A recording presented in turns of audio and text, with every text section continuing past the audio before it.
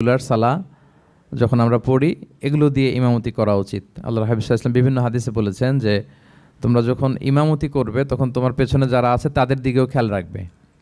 রাসূল সাল্লাল্লাহু আলাইহি ওয়াসাল্লাম অত্যন্ত বিবেকবোধ সম্পন্ন একজন ব্যক্তিত্ব ছিলেন।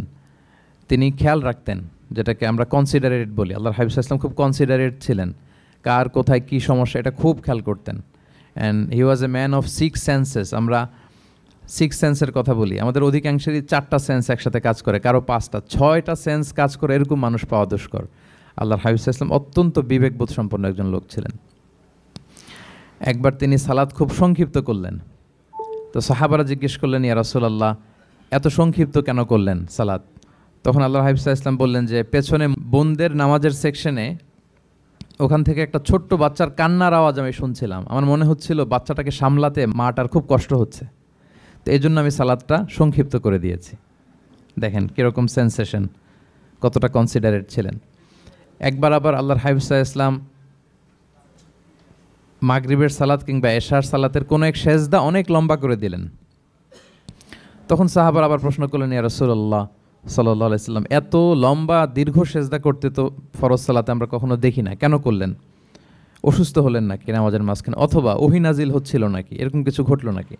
তো আল্লাহর হাবিব সাল্লাল্লাহু আলাইহি ওয়াসাল্লাম বললেন যে না, এগুলো কিছুই না, বরং আমার নাতি হাসান আমি সেজদারত অবস্থায় আমার পিঠের উপরে চড়ে বসেছিল, কাঁধের উপরে। তো আমি অপেক্ষা করছিলাম যতক্ষণ না তার খেলা শেষ না হয়, তার প্রয়োজন পূরণ না হয়, ততক্ষণ আমি সেজদায় লুটিয়ে পড়েছিলাম। হাসান যখন নেমেছে, তার প্রয়োজন পূরণ হয়েছে, আমি আবার সেজদা থেকে উঠে দাঁড়িয়েছি। দেখেন কতটা কনসিডারেট ছিলেন। তো এইভাবে আল্লাহর হাবিব সাল্লাল্লাহু আলাইহি ওয়াসাল্লাম ছোটো ছোটো সূরাগুলো দিয়ে ফরজ সালাতের ইমামতি করতে উদ্বুদ্ধ করতেন। মুআয ইবনে জাবাল রাদিয়াল্লাহু তাআলা আনহুকে উনি মদিনার পাশেই একটা এলাকার ইমাম হিসেবে অ্যাসাইন করেছিলেন। তো ওই এলাকার লোকজন ছিল শ্রমজীবী, ওট দিয়ে তারা পানি নিয়ে খেজুর বাগানে পানি সিঞ্চন করত। সারাদিন পরিশ্রম করে ওনারা সালাতে অংশগ্রহণ করত। তো একবার উনি মাগরিবের সালাতে সূরাতুল বাকারা তেলাওয়াত শুরু করলেন। কোরআনের সবচাইতে ছোট সূরা নাকি সবচাইতে বড় সূরা, 286 আয়াত বিশিষ্ট সূরা। তো ওনারা ছিলেন ক্লান্ত, শ্রান্ত, পরিশ্রান্ত। কেউ কেউ বিরক্ত হয়ে, ক্লান্ত হয়ে নামাজ ছেড়ে দিয়ে একা একা নামাজ পড়ে ফেললেন। পরে আল্লাহর হাবিব সাল্লাল্লাহু আলাইহি ওয়াসাল্লামের কাছে যে তারা অভিযোগ করলেন যে, ইয়া রাসূলুল্লাহ আপনি যে ইমাম পাঠিয়েছেন উনি তো এমন কাজ করেছে, সূরা বাকারা উনি ধরেছে মাগরিবের সালাতে।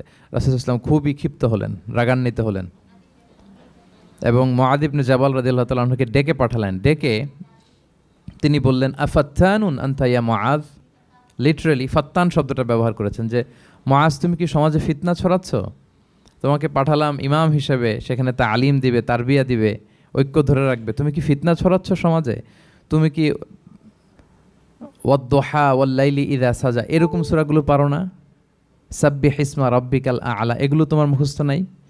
ওয়াশ-শামসি ওয়া-দুহাহা এগুলো তোমার জানা নেই? তুমি এত লম্বা সূরা কেন ধরলে মাগরিবের সালাতে?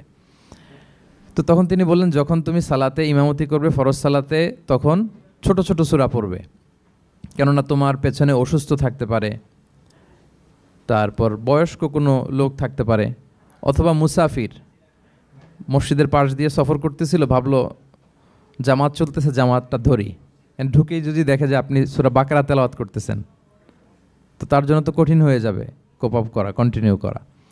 তো এই জন্য ছোটো ছোটো সূরাগুলো আল্লাহর হাবিব সাল্লাল্লাহু আলাইহি ওয়াসাল্লাম পড়তে আমাদেরকে উৎসাহিত করেছেন ফরজ সালাতের, যখন আমরা ইমামতি করব।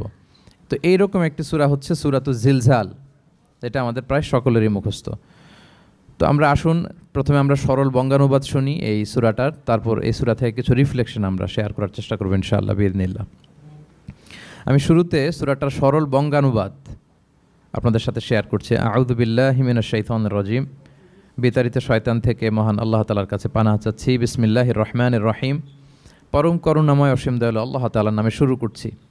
ইযা জুলজিলাতিল আরদু জিলজালাহা, যখন পৃথিবীকে ভয়ঙ্করভাবে প্রকম্পিত করা হবে।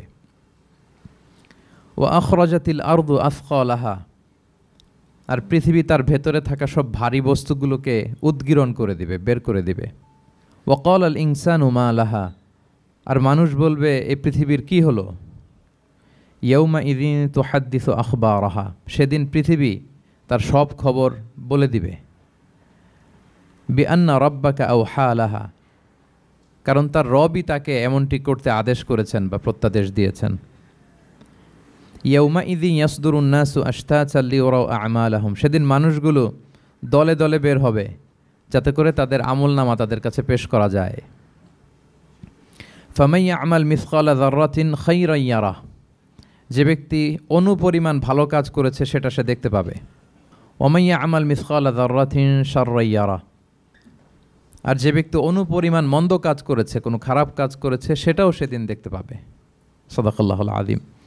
এই হচ্ছে সূরাতুজ জিলজালের সংক্ষিপ্ত বঙ্গানুবাদ। এবার আসুন এই সূরা থেকে কিছু রিফ্লেকশন, কিছু তাফসির আমরা শেয়ার করি। প্রিয় ভাইয়েরা, এই সূরাটা নাজিলের একটা প্রেক্ষাপট আছে। সাহাবাদের